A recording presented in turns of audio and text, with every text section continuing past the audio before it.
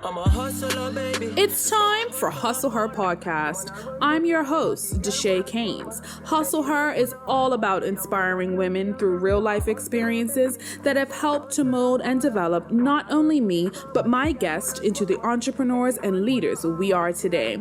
If you're an enterprising woman determined to succeed and looking for a bit of motivation, a bit of tough love, and some actionable takeaways to be the best you, girl, you are in the right place. Hey guys, and welcome back to Hustle Her Podcast. Thanks so much for spending some time with me today. I really appreciate it. As always, make sure you subscribe to the channel so you can stay up to date with all the new episodes and shorts that we have coming up. Big news. We have a season sponsor. Thanks so much to Brown & Company and 59 Front for providing us with some of this amazing decor that you see on set today. And we have some new cool things coming from 59 Front later on in the season. And so just make sure you head over to the website and sign up to be a VIP listener.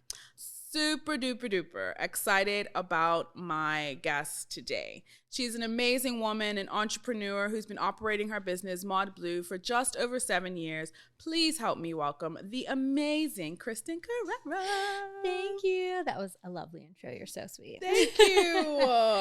Finally glad we got it down, girl. So Yes. It's all good. How are you doing? I'm good. I'm so excited to be here. Thank you so much for having me. I'm so excited. You're probably the first person I've asked to be on the podcast. I was like, yes, I'm so excited. I was pumped.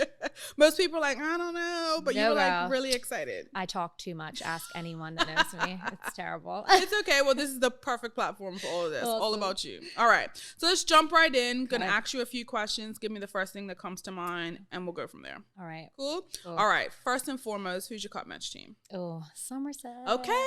There we go. You are welcome. You can stay. I can all right? stay. Small test, and you passed. Yes. So we're good to go You were there. going to make me get up. Yeah. There you go. Thought about wearing a blue dress today, but I was like, no. No. Too This close. time of year, you just you can't do it. Yes. For those of the listeners who are not from Bermuda, Cut Match is our emancipation holiday here in Bermuda, and two teams play, Somerset versus St. George's. You have to pick a team. You pick the better team, the superior team, Somerset, which will win this year, and so we're very happy about that. All right, next question. What is your favorite thing to do on a Sunday? Slow morning, afternoon swim. Perfect. Ooh, love an afternoon swim. Okay, all right. What is a song that's on repeat for you right now? I don't know. Okay. I try and keep up with like top 40s, like current stuff, but I love a throwback. Like if I'm cooking in the kitchen, it's like, 90s throwbacks. I'm okay with that. Yeah. So, Anytime. Yeah. R&B me any day. Right? I'm okay with that. Absolutely. All right. Well, who is your celebrity crush? Okay, that's hard because I don't watch a lot of TV. It's okay. It could be an old school one. Oh, I don't know. I have no idea. Really? I mean, yeah, not one guy from genuinely, like high school. I don't know. I mean, like if we're talking about 90s throwbacks, like do we just grab like Genuine and just like Genuine back in the day I can deal Right? with. Genuine now trying to still dance can't do it. Yeah, totally understand. Hard question. Do you remember the first concert you ever went to? Actually, so the first concert I ever went to, I was under the age of 21 in Boston, visiting a friend, and he took me to this club, and he was 21. I had to wear a wristband because I was underage, but it was really small, and it was so cool. I just loved the intimacy of it. It was Anthony Hamilton. Oh, I love Anthony. And he told me he liked my outfit. There you go. Best concert There ever. you go. First, and best. Modblu was born. Yeah, that's right. Before I even knew it. There you go. How cool is that? Yes. So when we were in school, like before we went 21, they put the X's on your hand, like with the black marker. I remember that. Oh, the worst. I Because know, people it used to was rip the embarrassing. wristbands on. And so you just had these huge black things. Sorry, All the Mom. friends I were went like, out before I was 21. baby. I'm like, I'm not a baby at home. This is it. In Bermuda? Yeah, in Bermuda it's different. Well, it's a whole nother story these days. Okay. All right. And then finally, do you watch reality TV? I don't. Okay. Favorite show then? Like home renovation shows. Like if something's gonna go on the TV, it's gonna be like a documentary about how the mind works, or like a home renovation show. I like the HGTV and so on repeat. Right? Here. Yeah, I miss cable. Yeah. I think so. Yeah. You miss cable? I kind of miss cable. Like I miss. Yeah. I don't miss I'm the an old soul. commercials. I don't miss the commercials. Fair. That's when you get snacks and go to the bathroom, but you can pause nowadays. Yeah. Kids will not know the Remember, struggle. like, back in the day, you used to, like, run to the bathroom in between, like, the shows during the commercial before you mess. And you actually had, like, commercials for toys and stuff. Yeah. Like, now, it's all YouTube. Now you got to watch on YouTube. Yeah, it's all YouTube now. Yep. Shout out to YouTube. All right, let's jump right in. Tell me about little Kristen. What did she want to do when she was growing up? I think that's a great question because I think I have never met anybody. I know there's some people out there that just know from the beginning what they want to do. Maybe more creatives like musicians or actors, but I bounced. I mean, I had different goals at different points in my life, but I was always very ambitious. I have 2 siblings. I'm the middle, and I was always the independent, the go-getter. Like I think my mom will tell you, like even just from a young age, I just did what I want. Nothing stressed me. Like, I love that. So I think now sitting in entrepreneurship, looking back, I do think there was always that entrepreneurial spirit in me from a young age. But obviously that's just something that I wouldn't have known until I progressed through life. Absolutely. But, if we fast forward through the small youth, there was a point where I went to nursing school. I actually got a scholarship from the hospital, went to nursing school for a year, but I could not hack the sciences. And then, I was just kind of in and out of college trying to find my way. I loved hospitality. I worked in hotels for years, was halfway through a degree in hospitality, dropped out. Like I just couldn't quite figure out what I wanted to do. And then this just ended up evolving and happening. Really? And so I think always an entrepreneurial spirit, but just a rambunctious child that was kind of doing her thing all over the place.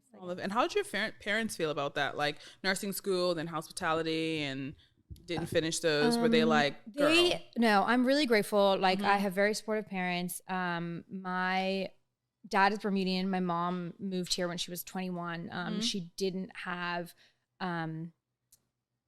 she didn't have a bad upbringing, but she came up poor and she grew up on welfare. And I think for her, luxury now is being able to use a clean towel every time she comes out of the shower. I love that. I just feel like I come from a relatively humble family. And I think that I'm definitely grateful that they're very chill. Like they were always supportive. Like when I got into nursing school, I wasn't originally going to go. I was going to stay here for a year to get some more prerequisites. And my mom's like, oh, just go.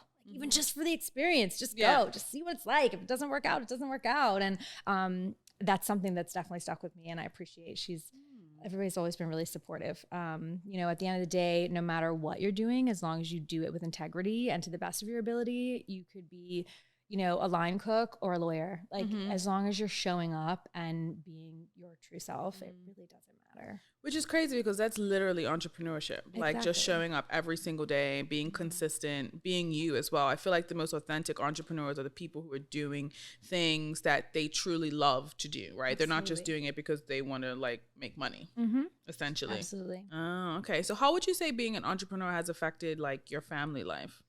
You definitely need a support system. So when I opened up the business, I had a newborn. So it was really talking to family and being like, oh my gosh, like, can I do this? And yes, you can. Like, we got you. We're here. We'll make it work. Everyone in my family still works, like I don't have a grandparent that can watch my son and this and that. So it was definitely a lot of figuring it out in the beginning. But that was a part of the motivation, I think, as well, to just persevere and push and get it done. So I think people always talk about balance in entrepreneurship with family and work. But the thing is, I don't think there ever is a balance. And we kind of have to strip that from our mindset and think more about a harmony. Like there's always going to be times that your job demands more of you and times that your family demands more of you. And just going with that ebb and flow is going to be a lot more harmonious than trying to attempt a balance. Gotcha. The balance is just never going to exist. You're going to kind of teeter like a seesaw. Yeah, of course. And so for me, one of the most important things is when I am with my family, just try my best to fully show up. So if you only have one day a week with your family, be fully present in that day. Like the quality time that's spent with the people that you love is so much more important than the quantity of time. Absolutely. I totally agree with you. It's because I think everyone is busy, right? I don't think I know anyone who's like life just lives, right? Lives. Exactly. And it's like, no one is not busy. No one is not trying to, not do anything, just sitting there being about, well, I mean, I'm sure there's people that are, but like, you know what I mean? Like most people. So it's just like, I ask the question all the time, like, do you think like work-life balance is a thing? And it's so crazy how many women say exactly what you say about, there's no such thing as you're never going to find the balance. Like it's something's always, a ball's going to either be dropped or you're going to be doing really well here and, not picking up here, which is okay, I think, because that's just how life goes. Yeah, absolutely. Right? Yeah. So that's interesting. So walk me through how you were like, you know what, I'm going to open up a clothing store. Okay, so I managed a clothing store on the island for a couple of years, and this could be a whole other episode, so I'll keep it contained. Basically, I got pregnant. I'd been married. My husband and I were married for 6 years, like nothing abnormal, cool, I'm pregnant. But my employers weren't really happy about that, and I ended up being let go, went on maternity. A process server came to my house and served me papers to say that my employment was being terminated and there was 1 month left of my maternity leave. So that was my 1 month's notice. And so all the emotions, right? Like anger, everything with this like 2-month-old baby in my arms. Can they do that? Is it legal? No. So my mom works at a law firm as an assistant, and she was like, oh yeah, that's it. Like, that's, like rally. And I'm like, all right. The scary thing is Bermuda, it's small. And I had so many things running through my mind. So basically, long story short, she's got me in, I'm carrying my son Nolan in a pumpkin seat, and go in and I chatted to this lawyer. He was like, look, been working with mom for years, sit down, we'll chat, I'll give you some advice. And he gave me, kind of background timelines and what we could do, couldn't do. And he said, look, you don't have to make a decision right now. Go home, think about it. Here's my email. Just give me a shout or tell your mom and she can come to me. And then I just was like, does this solve my problem? In life, we have an issue and sometimes you just kind of have to take a step back and be like, what's going to make this easy? Is going to court easy? I've never done it, but it sounded really stressful, especially because in my mind, I was like, I need a job because I need healthcare. And I got a baby, and money. Like my husband and I, we had a house, we had a mortgage. And so I said, you know what, I'm going to channel this energy. I emailed the lawyer, thanked him very much for his time. And I just said, you know what, I'm going to just persevere. And I went on every job interview imaginable, everything from like a bartender at Swizzle to like an insurance agent at Argus. No clothes fit me. I'd worked in retail for years, so I had nothing really business appropriate, like interview appropriate. I would like give my mom Nolan on her lunch break. She'd just like walk him around strolling the block while I ran in and did an interview, come out, go home. And then as this was over a span of like merely just a couple of weeks, I just was like full speed ahead. And then finally somebody said, why don't you just open up your own shop? And I was like, ding. I was like, wait, well, hang on. Like, I don't have that money. And I said, most people don't have money to start a business.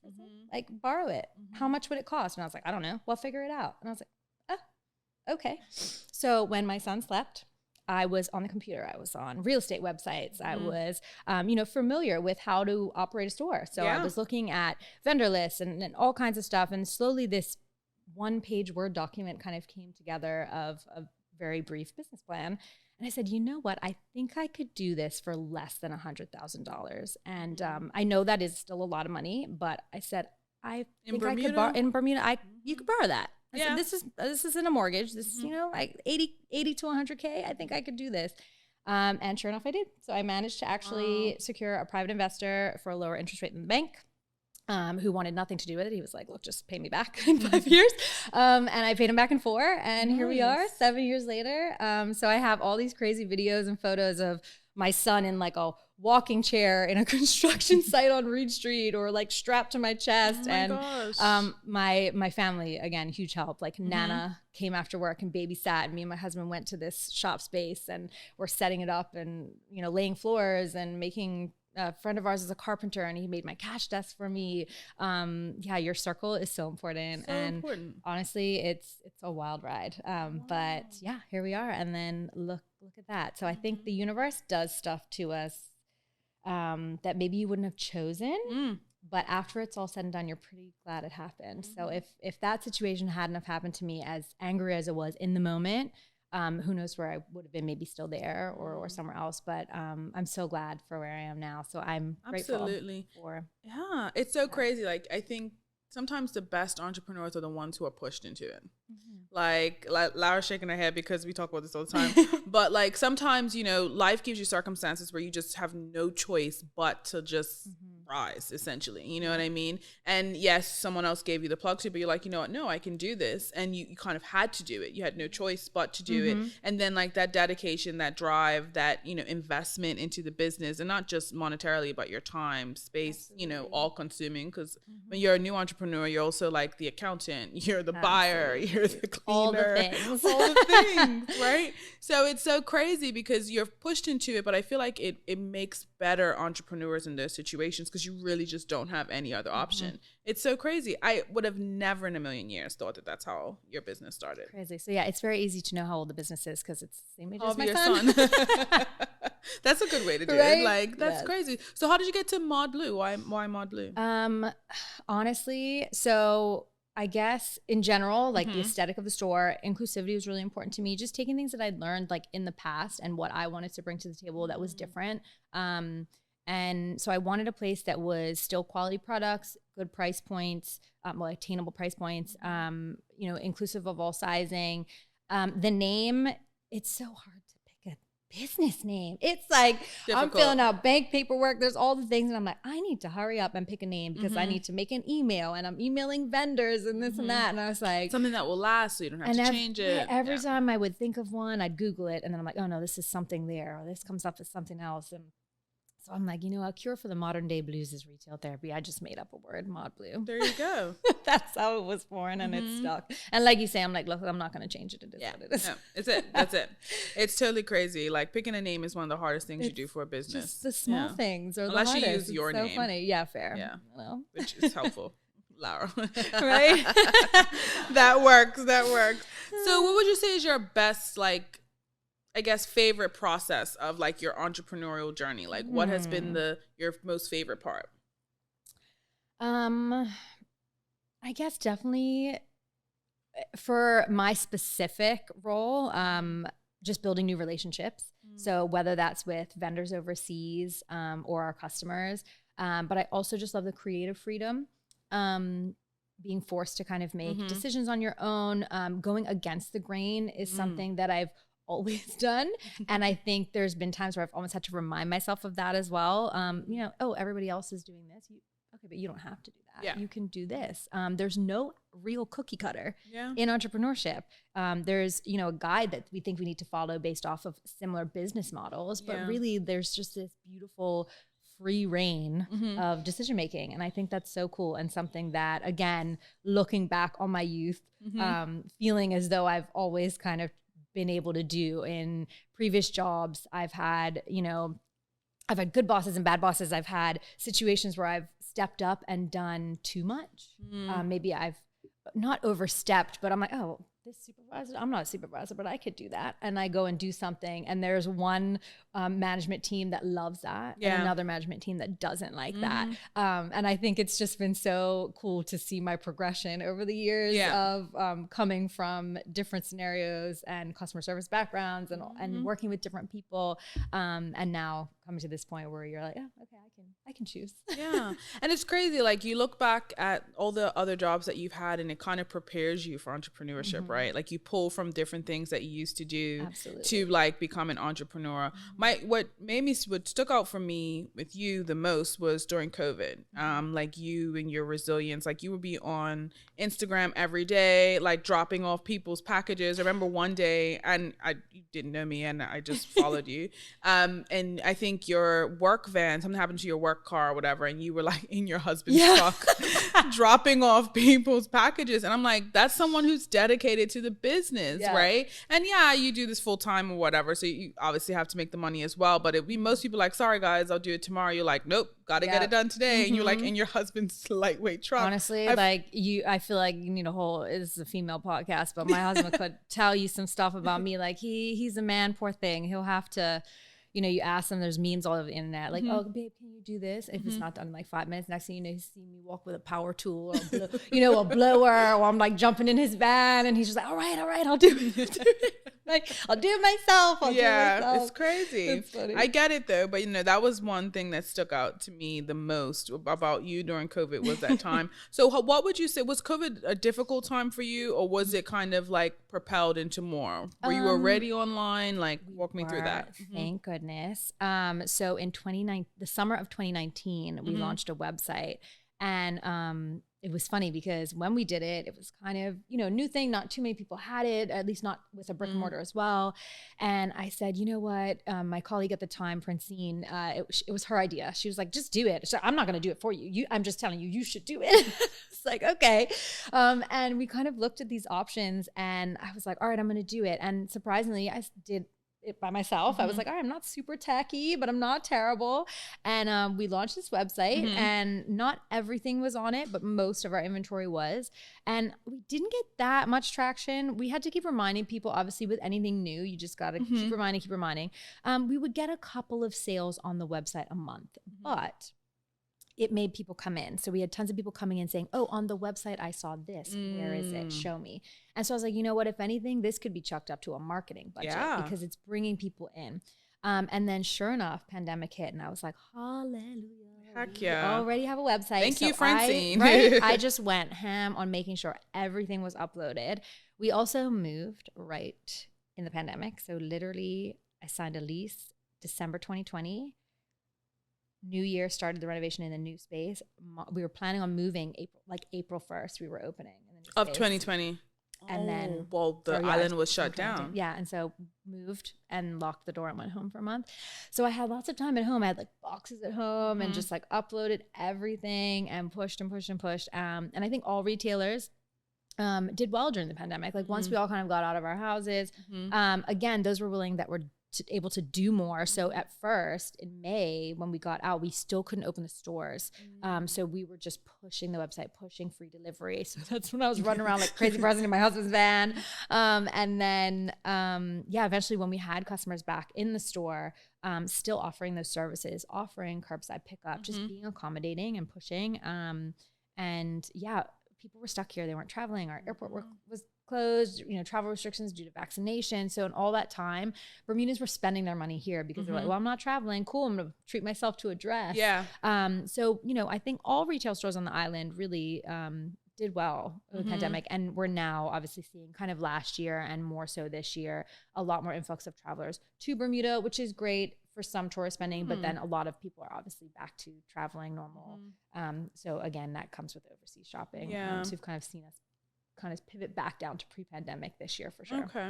So how do you kind of combat that with marketing, with people bringing in more? So I know we have this big push of buy Bermuda, and sometimes people are just like, oh, well, there's nothing here for me to buy. Like, how do you market that you guys do have things, and the store that in the store that is relevant and trendy or whatever that is? Like, how do you do that? Absolutely. I mean, we definitely have a really good Instagram following, which I'm grateful for, and just I'm grateful for our loyal customers, the people that do come back. I think, again, pushing the website, there's still people that don't know that we have a website. And I'm like, we offer free delivery island-wide. You can return stuff if it doesn't fit. It's so much easier. And again, just reminding people. I think it's habitual. Shopping online is just easy, and I get it. But try and shop locally first. Like if it's not with me, another retailer, like it just keeps our funds in Bermuda. It keeps our economy moving. If a store or a restaurant is busier, then they're going to need more people. It creates more jobs. Like it's this ripple effect that I think really Buy Bermuda is a bigger picture. It's not just about me or another local store. It's just the bigger picture of keeping as much of our funds in Bermuda as we can, because again, that ripples and affects more employment rates and things like that. So really just constantly reminding people what we have to offer and pushing very visual people nowadays with, you know, I mean, I think I read something the other day that I think probably over 70% of what we're looking at on the internet is a video-based products. Video's king. Photography. So yeah, just staying on top of marketing in all elements as best we can. And just hoping that people continue to see us and balancing it with buying. So having enough stock, but not too much. Yeah. Because I guess, is that difficult in Bermuda? Like, you know, bringing in too much stuff and then people are like, oh, well, I saw that person in it, so I don't want it. Or is it kind of like, ooh, that dress looks nice. Where did you get it? So I can get it. I mean, hopefully people be shouting out like, I got it from Modblu, go get it. But we do bring in limited quantities of stuff. If it's a white t-shirt, cool, I'll bring in a lot because we love it. But yeah, we normally bring in one of each size, maybe double up on like one or two sizes, but we try and keep it small because that's exactly right. Nobody wants to walk around and see 50 people in the same outfit for sure. So yeah, we try and keep it curated. Yeah, definitely. I like that, curated. Very good. That's the fancy way to say it. Apologies. Yeah, so I guess when people, if you could, I guess with the business, right? Like when I ask this question, this is not a slight by any means, but like sometimes I look back and I'm like, you know what? I could have started my business maybe 2 years earlier than I did. Do you ever have like that thought of, man, I should have done this 2 years earlier, 3 years earlier? Or is it just kind of like, nope, I'm where I'm supposed to be right now? You know, I think that can be represented in so many aspects of our lives, like should have, would have, could have. Oh, if only I knew this then, you know, if I only knew then what I know now, all of that. So you know what, sure, if there's, whether it's the business or like lifestyle choices, like different things, by all means, if I would have had the knowledge today that I had back then, I would have started things sooner, done things differently. But you know what? We can't dwell on that because you just don't know. Every little thing in life, no matter how small, gets us to where we are now. Yeah. And so, yeah, I totally think I could have had the skill set, you know, like you say, like a year or two beforehand, but at the same time, the timing was right. Yeah. So I'm just going to roll with the universe hitting that with me at the right spot. No, definitely. I get that. Sure. What would you say is like your most satisfying moment in your entrepreneurial journey so far? Gosh, that's a proud moment, I guess. I mean, it's tough. I think it could be something as simple as just the fact of taking the leap and starting, you know, beginning is great in its own, but definitely like celebrating in July 1st, we celebrate our 7th anniversary. And I think just that milestone too, you kind of time, you know, life be lifing. Time goes so fast. And I think I just kind of caught myself and was like, oh my gosh, like we're closer to 10 years than we are to, you know, like beginning stages. And I just think the longevity and the relationships we've built and persevering through the pandemic, moving to a different location and still maintaining our clients. I don't know that I have this one kind of big aha moment per se. I think just the overall continuation and perseverance of this and the fact that I'm still immersed in it and enjoying it, I think is great. Like I said, as a kid, I was like all over the place in the best of ways. So I'm like, I think as well, you kind of wondered, I'm like, am I going to get bored with this eventually? Am I going to strive for something else? And I think there's a way to do that with whatever niche you're in. You can still always constantly do something to recreate yourself or motivate yourself per se to do something different. So whether that was years ago starting a website, something different to focus on. So yeah, I think just trying to stay up to the times and persevere and continue to challenge myself, but also keep our customers happy. Absolutely. So if you could look back or go back to your 18-year-old self, like young Kristen going to nursing school and then going to hospitality school or a program, what would you tell her of everything you know now?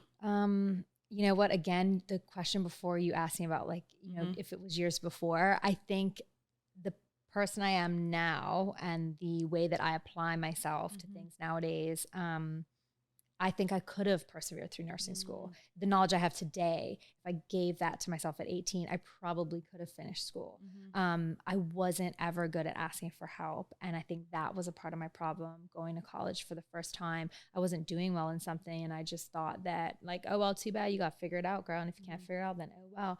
And it wasn't until someone was like, well, did you talk to your professor? I'm like, these professors talk to the kids? What? This ain't high school, you know? And they were like, what, are you insane? And then, you know, it was too late. It was the end of the year. And, but I think at the end of the day, just continue, you know, persevere, I think is just like such a good description for life. You know, sometimes can I swear?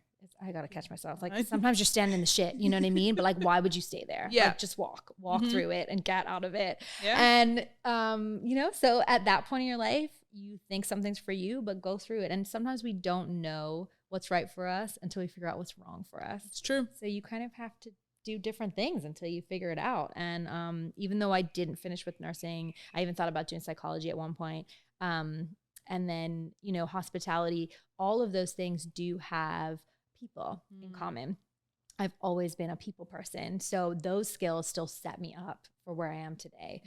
At 18, if you would have asked my 18-year-old self if I was going to open up a store one day, I would have laughed in your face because I know, like, it's just so funny how life progresses. But yeah, I think just continue on. I worked at a bank for like 3 months. And I remember like at my probation meeting, they're like, we're not really sure this is the right fit. I was like, you are correct. This is not the right fit. You said that to them? Yes. And I'm like, thanks. Agreed. And I was like, get me out of here. Like it just, I cannot sit at a desk. I cannot, like, I'm just, and that's again, the same thing in that kind of background, like walking around as a nurse. Like, so in high school, I volunteered, with the EMTs. We had to do like volunteer hours. So I worked in an ambulance, and then that pushed me to nursing. Hospitality, I've probably worked at every hotel on this island, every single job imaginable. So I think, just like that still brought me to where I am today in regards to being a people person and knowing that I want to be on my feet and working with people. How has being a mom changed you? That'll humble you real quick. It's so crazy. I love my son so much. And there was one point, I think like my husband and I, like we'd been married for 6 years. So I think everyone figured we just like weren't going to have any kids. And then when it happened, I remember like telling family members and they're like, gosh, whatever. I'm like, I just told you I was pregnant. And you're like, whatever. Like, no, you're not. I'm like, I am. Like, they're like, no, you're not. And I think, you know, we went through these ebbs and flows of maybe like, oh yeah, we'll have kids in 2 years, and then 2 years comes and goes. Oh yeah, in like a year, a year comes and goes. And then we're like, well, do we even want any? I don't know. And then you just up and down, but it's so crazy. The beginning for me was the hardest. I know I have friends who love the newborn phase, but I was a fan of the toddler and up phase. Take a toddler any day. But yeah, it really makes you learn more patience and prioritizing your time. I think an entrepreneur that is not a parent is going to, sometimes I tell myself like, oh, well, if I didn't have a kid, I would stay late, or I would do this, I would do that. And there's nothing wrong with that.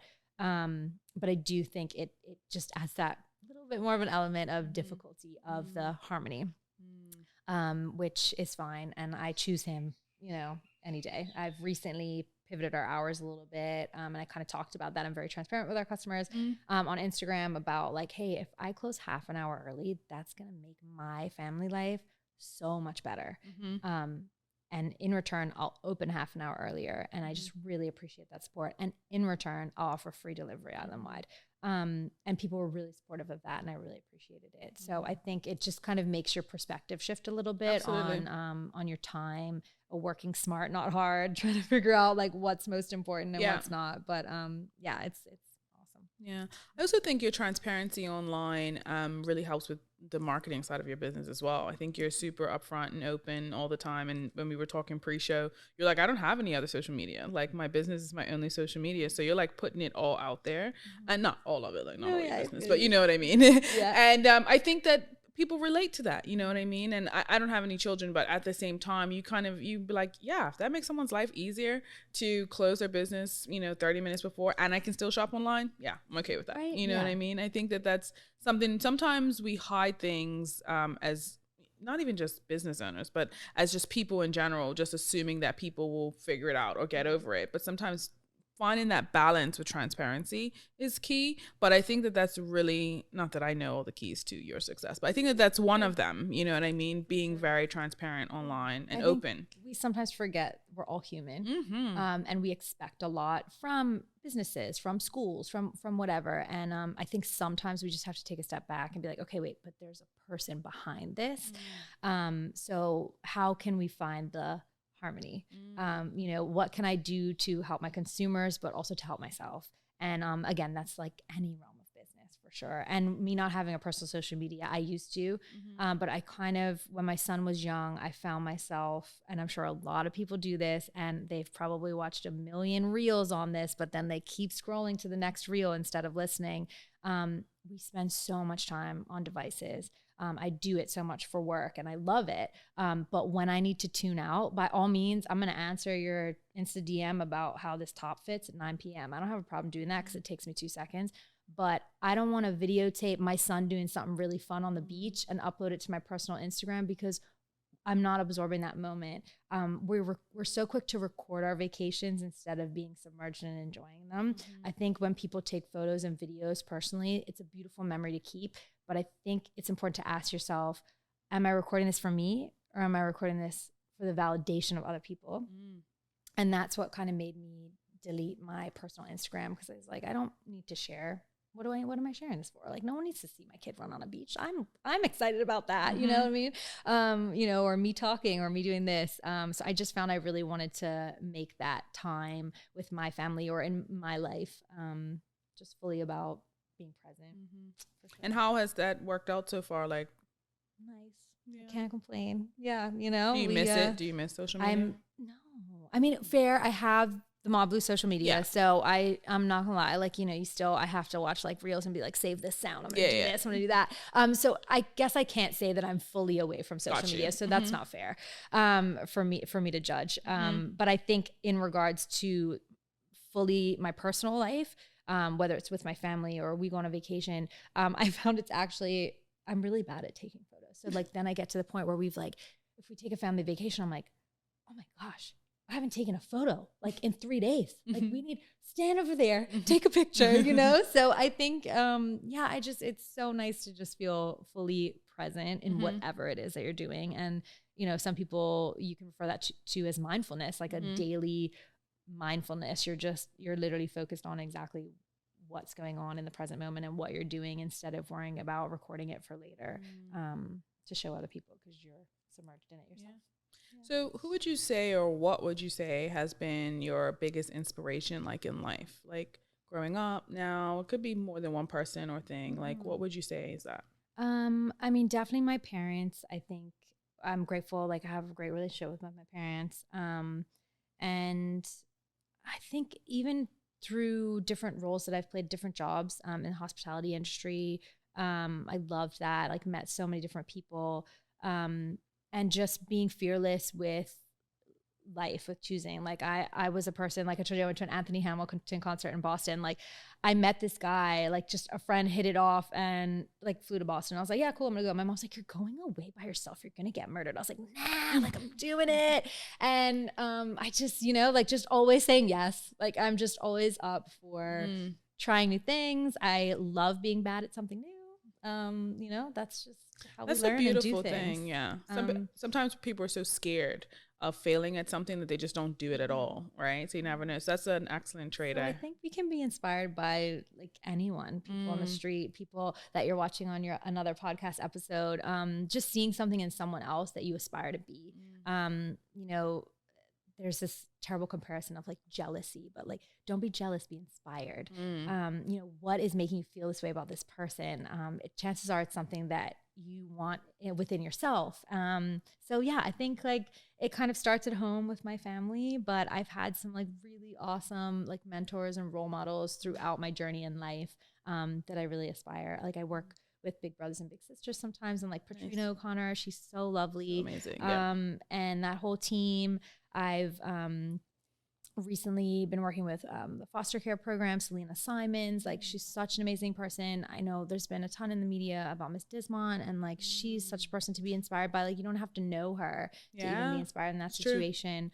You know, I worked in Hamilton Princess years ago, maybe like 2004 4 or 5, and I had like the coolest supervisors at the time, managers at the time there, and they really demonstrated a great role model that I think always kind of resonated with me when it comes to managing other people. And yeah, so many people. Yeah. It's hard to choose.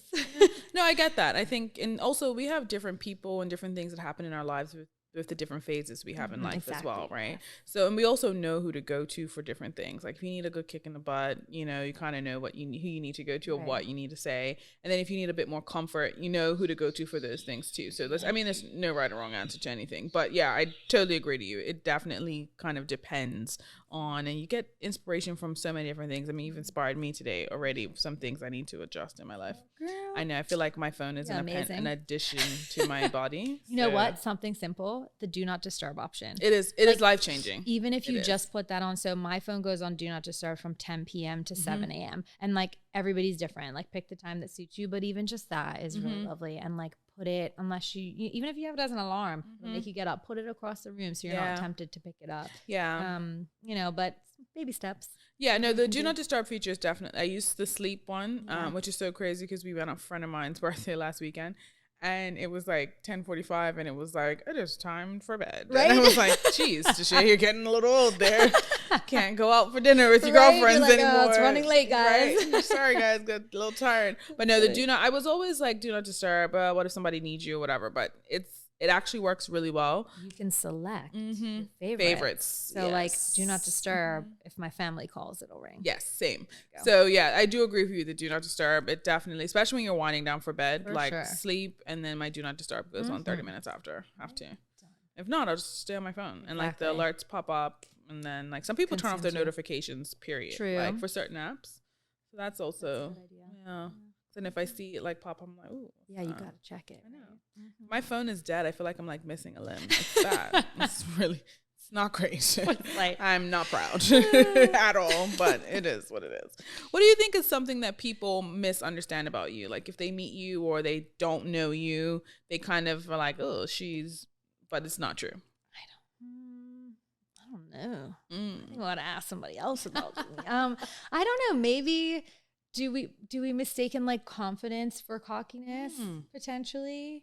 Confidence isn't walking in a room thinking you're better than someone. It's walking in a room knowing that it doesn't matter. Maybe that, because I'm quite a bubbly, crazy person all the time. Yeah, although I did have a friend. She has been a friend for a little while, but she also was working with me on Saturdays when the business first opened. And I remember her saying the first time she met me, she was scared of me. But then she got to know me and she was like, oh no, she's nice. And I was like, do I have like resting face? I know. What is it? Why'd you think that? And I'm like, so I don't know. Maybe I'm intimidating. I'm not sure. I feel like I'm pretty cool. I don't know. I know sometimes we think that, but not other people do. So you just never know. So what would be some advice you would give to like budding entrepreneurs? It doesn't necessarily have to be in the clothing business, but you know, obviously speaking to them as well. Like what would be some advice you would give them? If you wait until it's perfect, it will never happen. So just begin. And know that you can always begin again. So just start somewhere. You know, even earlier I talked about this 1-page Word document that was a business plan. Like there's been some people that have reached out to me and they're like, I'm just not really sure how to start. Like, where do you start with a business plan? I said, what is a business plan? Does anyone know what that is? Just start writing stuff on a piece of paper or typing it up in a document. It's not a cookie cutter. So you just have to start somewhere. It's like something on a to-do list, right? We can sit there and mull over it and say, you really need to do this, but just pick something and begin. And yeah, you kind of, in any business, I think you got to just start, and then you'll find the quirks and kinks and things that need to be changed and altered. But as long as you just remain authentic and go in full speed ahead, just do it. There you go. Don't hesitate. Absolutely. So what is success for Kristen? What is success for Modblu? Like, what does that look like for you? I love that question because I think success is a very personal thing. Like success for one thing can be completely different to somebody else. So for me, I feel I'm successful because I have found something that I'm enjoying. I'm continuing to do that. I've met amazing people. I've built a consistent brand and following. I can still find time for my family. I'm feeling financially stable, not just with my business, but with other decisions in life. It's kind of overflowed in making better decisions at home. Yeah, I think success is being able to feel harmony in working for myself and being a really good mom.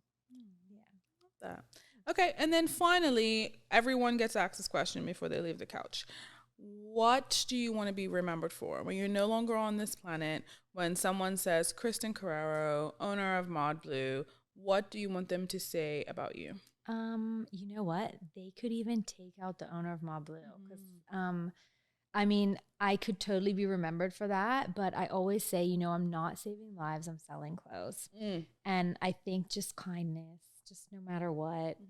If customer service has taught me anything over the years, just, people, you'll even get like an angry customer in whatever field you're in, and they're not angry at you. They're angry at a situation, and learning to kind of not take things on. So I think I would just love to be remembered for being a good person and making people feel good. That's all that matters to me. Good. That works. I mean, there's nothing wrong with that. Being a good person is an amazing thing to be, right? Because some people are not good people, so it's all good. Anyway, thank you so much, Kristen. That wasn't too bad, right? Yes, that was amazing. Yeah. I appreciate you. This was awesome. Good. This is great. Thank you so much for spending some time with me today. So if anyone wants to learn more about you or come into Modblu, what's the best way they can get in contact or follow or anything like that? Yeah, I mean, would love a follow on Instagram. I promise I make you laugh like almost every day. So we have Instagram, Facebook. We've got a fully functioning website, ModbluBermuda.com, or come see us. We're on Front Street underneath Flanagan's. Perfect. Yeah. All right. Thank you again. Thank you. Yes, I appreciate you. No problem. All right, guys. We had an amazing episode with the amazing Kristen Carreiro, who is the owner and operator of Modblu here in Bermuda. Make sure you head over to her website to buy some clothes, or you can head into her actual brick and mortar, which is located on Front Street here in Bermuda. If you're visiting or if you live here, you can head over there and buy some amazing clothes. Guys, thanks again for joining me here today. Big shout out to our season sponsors, Brown & Co. and 59 Front. Make sure you head over to them to go look in their home section for some of the amazing things that they have there. Maybe you can buy something that you see on set today. And make sure you head over to 59 Front to look at some of the amazing cosmetic things that they have there as well. Whether it's a candle, whether it's face scrub or moisturizer, make sure you head over there to check out some of the things that they have for you in store. As always, make sure you subscribe to the channel. Stay up to date. Head over to the website, hustlehardpodcast.com. Become a VIP listener. All you have to do is give me your email address and you might win some stuff. I mean, not a bad shout if you ask me. Anyway, thank you so much for spending some time with me today on Hustle Her Podcast. Thanks so much for watching that episode with Kristen Carreiro. I don't know if you noticed, but we had some books on display. These books were curated by the Book Mart at Brown & Company. The books were The 4 Agreements. We also had the B book, really cool color. We also had Hello Beautiful. And then finally, we had the Big Book of Kombucha. If you want to buy any of these books, make sure you head over to Bookmark at Brown & Company.